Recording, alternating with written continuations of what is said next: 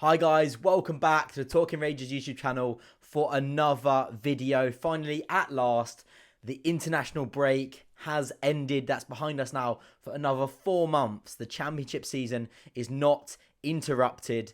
We just get months upon months of championship football, which is all we want. None of this playing San Marino, gardeners and shopkeepers, some proper football, and we're back with a bang. QPR have just beat Luton Town 2-0. Just want to kind of, give you my post-match thoughts, kind of a bit off the cuff and what I will take from this game and what I kind of thought going into it.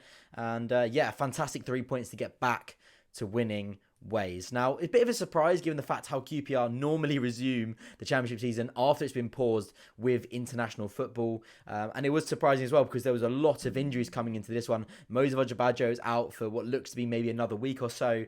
The same for Linda Dykes and Andre Gray. They're supposed to be out for another week. So that did see, quite a lot of changes today. We saw Charlie Austin lead the line for the first time that he's done for a little while now, especially on from the get-go and up front on his own. Still saw Ilias Chair and Chris Willock, and they were absolutely unbelievable tonight. I thought how they started the game was fantastic. They were on it from the get-go, which is good to see, especially Ilias Chair, how he's just got back from Morocco, and he sort of played quite a lot of minutes out there for Morocco. So to see him so sharp was fantastic.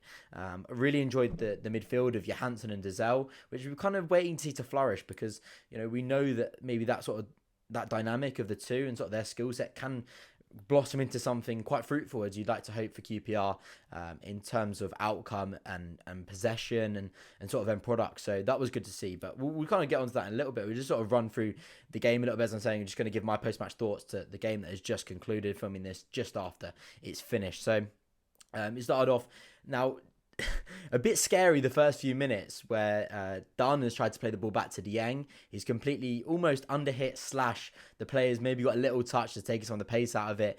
It's left Dieng a lot to do. Players almost going one-on-one with Dieng. Dieng has read it well. He's got a hand to the ball and he's evaded the danger. One little thing maybe that wasn't Jimmy Dunn's best performance in a QPR shirt tonight. I think he looked a little bit shaky, maybe a little bit vulnerable at points. But, he did all right. And I think what was really stood out to me tonight was Yohan Barbe. I thought Yohan Barbe was fantastic. And in fairness, Sky Sports maybe a little bit less biased than they were in the Blackpool game. But he really shone fantastically well tonight. He was phenomenal from start to finish. Some of the last-ditch tackles he was making. Because there was points throughout the game where Luton were applying a lot of pressure at QPR. And he was sort of the man that broke everything up. And he did quite well offensively as well. A couple of good balls in. He was charging down that left flank as we know he likes to do. But great to see Lee Wallace back on that side as well. After so long out and sort of a player of his age to come back and sort of play at that sort of levels and that intensity, sort of the fitness levels. From the first minute to the last, thought he was fantastic tonight. So really great to see him back, especially he's just come at the pivotal time where we've lost Moses Ojabajo, and of course Sam McCallum's out for a little lengthy spell on the sidelines as well. So that will really bring in some depth because I'm not really sure who. I mean, of course we'd have probably put Barbe left wing back, but also then who are you going to play in the centre because Device is out. Maybe let's play Don Ball at centre half. Not really coming into an ideal scenario. So, coming on, I just want to talk about that goal because that goal was absolutely fantastic. Their corner, Seni Dieng, I can't actually remember who collected it first, but it gets to Ilias Chair on the edge of the box, and he looks up, he sees the darting runner, Chris Willock. He's got two defenders on him. There's Chris Willock making the run through at Luton. And Ilias Chair just put one hell of a long ball through.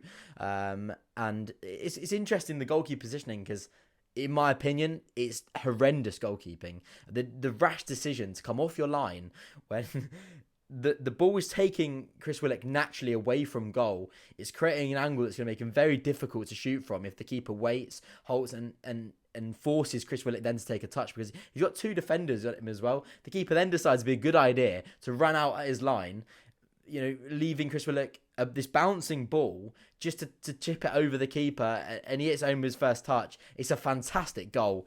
I maybe taken away a little bit there from the plaudits that I'd give Chris Willock because it was a fantastic finish, fantastic ball from Ilias Chair, and it just shows we talk about this QPR side that have to have possession, have to build play, have to play through the thirds. We are clinical, and we can have these moments where we will hurt sides without this style. With this style, well, we will play that long ball over the top. We will get in behind. But, Chris Willock and Chair, they do have pace. Of course, we don't really see that with Austin. I think it was mentioned quite rightly by Jamie Mackey in the first half. You're going to need to see the runs from deep from Ilias Chair and Chris Willock to stretch Luton, because Charlie Austin won't be that man that will try and get in behind. You will need, we'll need Chair and Willock to make these runs and sort of stretch Luton. And this was a prime example. And I do really like how every single time the opposition has a corner, we set up to get at the side as soon as we get that ball. And Dieng, I thought Dieng had a much improved performance. I think maybe some criticism has come at him the last sort of weeks. Maybe you could even say from the start of the season. I think I mentioned it on the podcast that maybe we haven't quite seen the Dieng that we saw last season. Of course, that comes form in and out. And of course, it says, we've only seen one game tonight, but I thought Dieng was assured throughout the whole 90 minutes. Like I mentioned, that error from Dunn, it asked a lot of Dieng, and he came out with flying colours. I thought he was fantastic tonight. Adebayo caused QPR problems throughout the 90 minutes. Luton did have a lot of shots, and there was points where, it's so QPR that we're winning 2-0 with 10 minutes to go, and you're still worried that we could somehow, shape or form, find a way to throw this one away. But we were resolute. And yeah, it was a good performance. As like I touched upon, it was really nice to see sort of Johansson. I thought Johansson had a fantastic game. I thought Dizelle was brilliant as well. And what was so great about that too is that sometimes, I think we talked about on the podcast last time, maybe a couple podcasts ago actually, about sort of Johansson's positioning in the side, where he seems to sit very deep, and almost making it 6 at the backup points, or you could say 4, with the 3 centre half sat deep. And Johansson's almost, he's almost level with them. And we saw Johansson last season getting goals. We saw him getting at the opposition. Yes, of course, he's a deep line playmaker, but we saw sort of some more advanced positioning from him. And I think tonight we saw a bit more of that, and we saw a lot more forward pass. At points there wasn't times where I thought, oh, come on Dizelle, come on Johansson, take a turn and play a forward ball. There wasn't points where I'm sitting there a bit aggravated watching them pass the ball back pretty, not wastefully, but a lack of intention or a lack of purpose when we need to be getting at Luton. And Luton did sit deep at points, but as I sort of mentioned, they had some good attacking players that got at QPR. Maybe hit us at points, but I think the difference tonight was between the two sides was how clinical we were. QPR didn't have a ridiculous amount of chances. Didn't have very many clear-cut chances, but the 2 that we had, we put to bed. Just touching upon now the Charlie Austin goal. The ball's come in, a great cross from Chris Willock. Dunn's managed to just get head on it, and he heads it back into the dangerous area. And of course, that man, he pops up and he delivers. He's not a man at the moment. We're going to see an evolution of Charlie Austin. I think we have done. You look back at, it's just well documented. You look back at the time we had it in the first spell at the club. A lot more athleticism in his style of play. You get about a bit more, but that's football. Players age, and I think all these, a lot of QPR fans getting on his back, and you go have your opinion. I'm not gonna criticize you for that. This is what football's for, but it's don't jump on a player's back just yet, because he showed us the Everton game. He got a lot of stick in the build up to it. He starts the game and he puts 2 in against the Premier League side, and he was there at that crucial point tonight, in the right area, as he always is, and there's no doubt that he won't finish those sort of chances. Yes, he won't be the man like Lyndon Dykes or Andre Gray that can get in behind and run through a side and take on a couple of players and score a fantastic goal.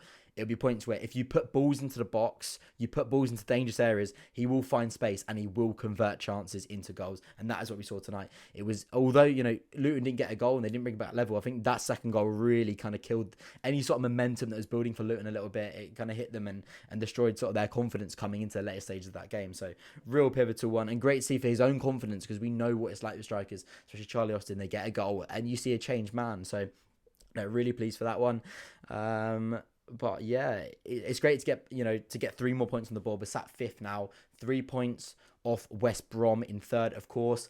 We've had the first game, so the other sides haven't played yet, but we know the Championship's like, you wouldn't write off any of those top sides losing. They come up against a Luton side that, they're only 2 points off us before this game, obviously 5 now. But they're well drilled under Nathan Jones. That they're good. You could kind of see why they've been having success of late.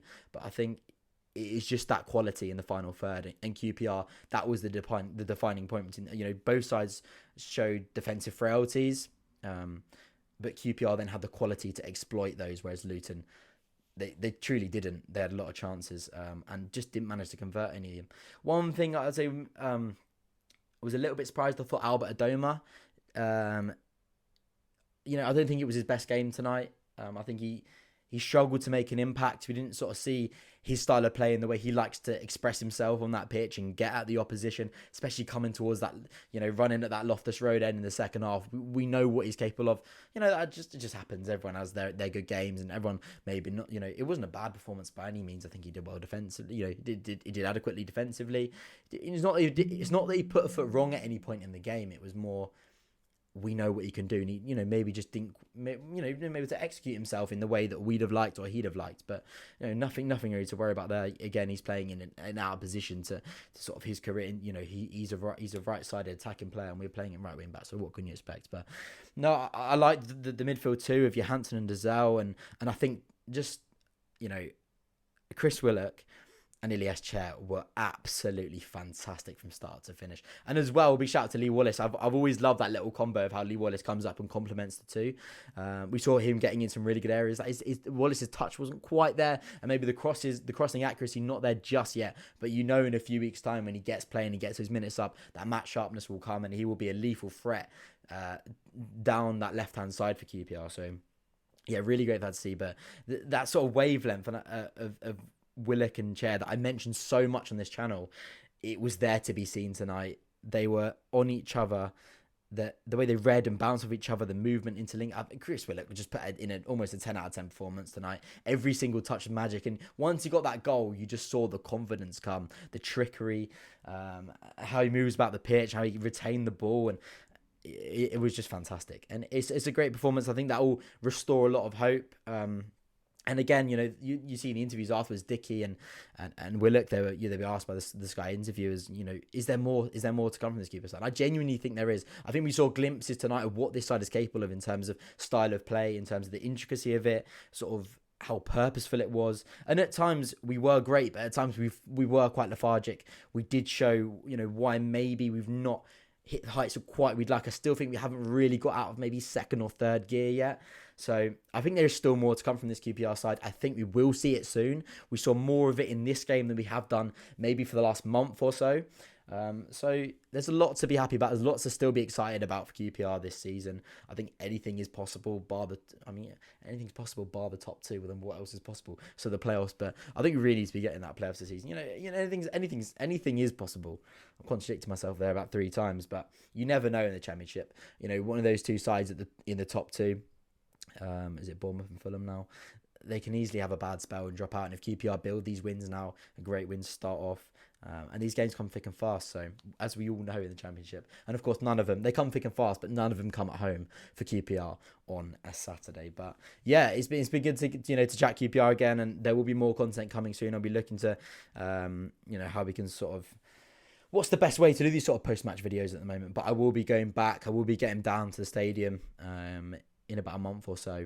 We'll be also going down to the fans forum as well, so that should be a nice bit of content. Hoping to get some content from that one, so make sure you stay tuned. Of course, there is always more to come on this channel, and make sure you subscribe as well. When you're coming close to 2,500 subscribers, I'm also going to be doing a giveaway soon, so make sure you stick around. Let me know what you thought of that performance as well. It was like we were quality, but we also weren't at points as well. A bit of a mixed bag, but you're taking a sure 2-0 win against Luton. I think that's now not from the last 11 times you played Luton. We've won 9 of them.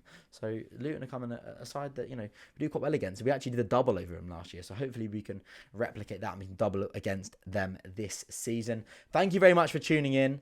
Of course, more games are coming thick and fast, ladies and gents. International break has gone 4 months now of non-interrupted Championship drama. And of course, QPR will be at the epicenter of that. There's no doubt that it will not be drama when QPR is involved. So like I said, make sure you stay tuned. Make sure you hit subscribe, and I will see you in the next one. Come on, you are.